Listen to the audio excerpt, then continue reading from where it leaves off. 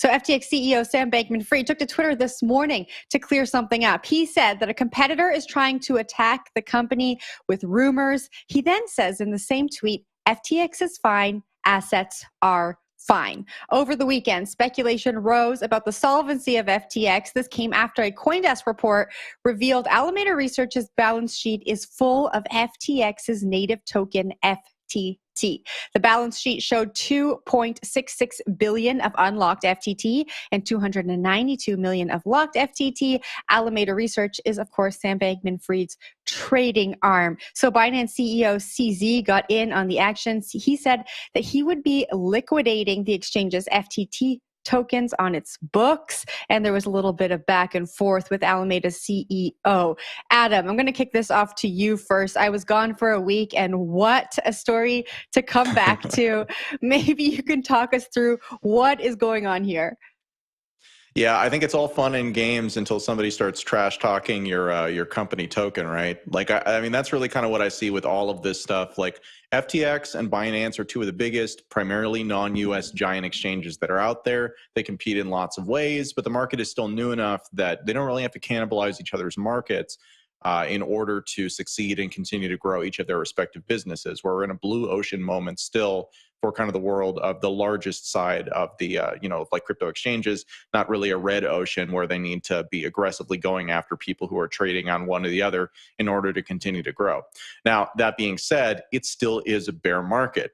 And there is still significant strategy that goes into both the kind of the optics of the thing and also just the investing strategy of the thing.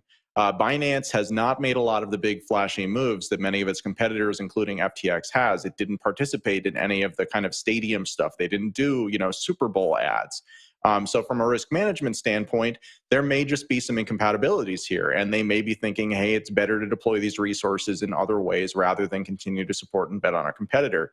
FTX, on the other hand, of course, wants to manage that because just by nature of how much of that token they have on their books, well, if the price of it were to go down for whatever reason, whether warranted or not, it could mean that they lose a significant amount of their kind of book value. And again, all of this stuff is hypothetical because were you to actually take all of those tokens and sell them into the market, then obviously the price would be significantly depressed because there would be a lot more supply coming into the market without really an increase in demand.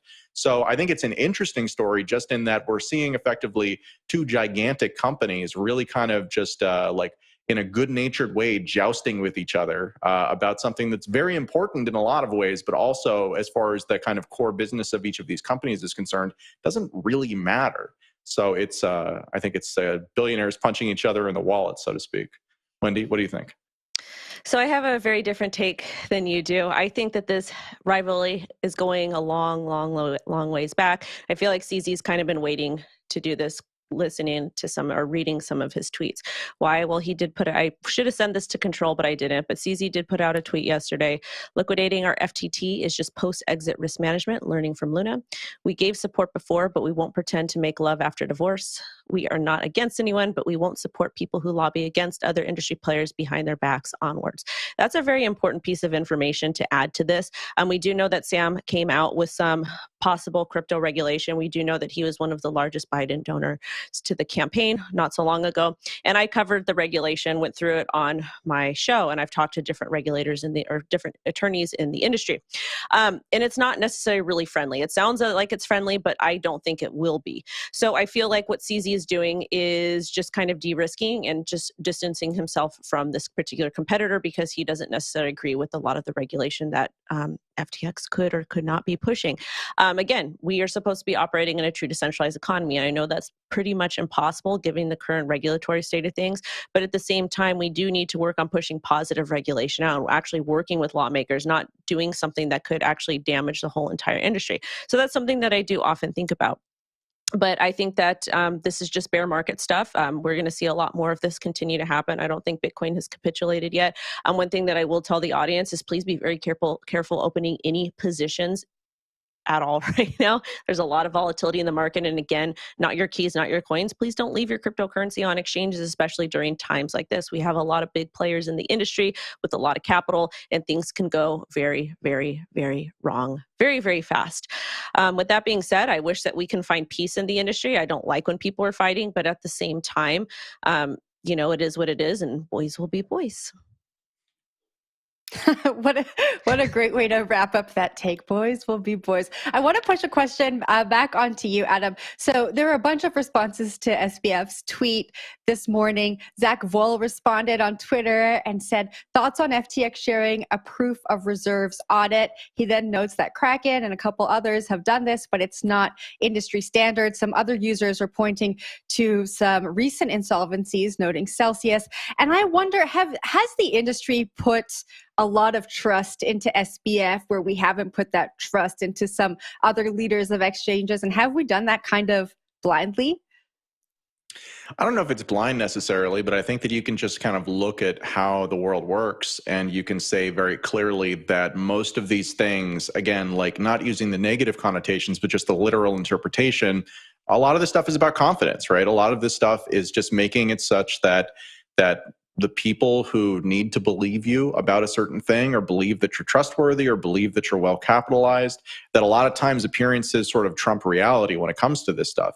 And it's only really when the veneer of that trust and the veneer of that confidence starts to fade that then you find out that actually a lot of these people perhaps weren't exactly what they represented.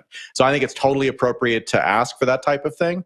I think that, again, companies have choices and individual users have choices. And if a company, you know, feels confident that they don't need to do it, then, you know, in a lot of ways, it doesn't give ammunition to kind of your competitors who might point out little things that don't matter, but which can kind of start to create narratives. But on the other side, I think that if you can provide, you know, a clean report, and it's worth noting that FTX is a complicated entity that probably has a lot of kind of cross, you know, company like loans and a lot of kind of liabilities and counterparties that are out there. So again, like we saw this with Bitfinex before, you know, and Tether too. Like sometimes these entities are just really, really hard to provide anything that is going to be both one, helpful, and two, not just more confusing kind of than doing nothing at all. So I think that it's a challenge. And I think that, you know, we'll see potentially whether or not they're comfortable moving forward with it. But as we can see, again, like the information that we did get about how much of the FTT token that FTX actually has on their balance sheet or that Alameda has on their balance sheet, that actually introduced a bunch of questions that weren't there before. And now the conversation is about something that the company probably very much doesn't want people talking about versus continuing to talk about the stuff that they would be happier. So I think it's a balancing act, and it just really comes down to individual choices, both in terms of what are the fundamentals behind you, and also, do you need to do this? Is it helpful, or will it actually just make things more complex? But certainly a good question, Jen. Well, thank you. When I asked the question, Wendy nodded and mouthed yes. So I'll give Wendy the last word on the story before we kick it off to hers. I think it should be industry standard. We work in crypto. Things are just supposed to be decentralized. The whole reason why we love Bitcoin is because you can see these transactions, even though that they're immutable. Everything is open source. Like, we should hold these big entities more accountable. Like, they are capable to show us everything on chain. That's what crypto is, unless you're using privacy coins. So I think moving forward, hopefully in this next bull run, we'll set new industry standards and we will require people, these big players, to be a little bit more transparent. I think that would be positive. I think it would be a good thing to an extent. And I also think that that could potentially show regulators, hey, we're transparent. We're the good guys here. If somebody is doing something bad, you can see it. It's all public.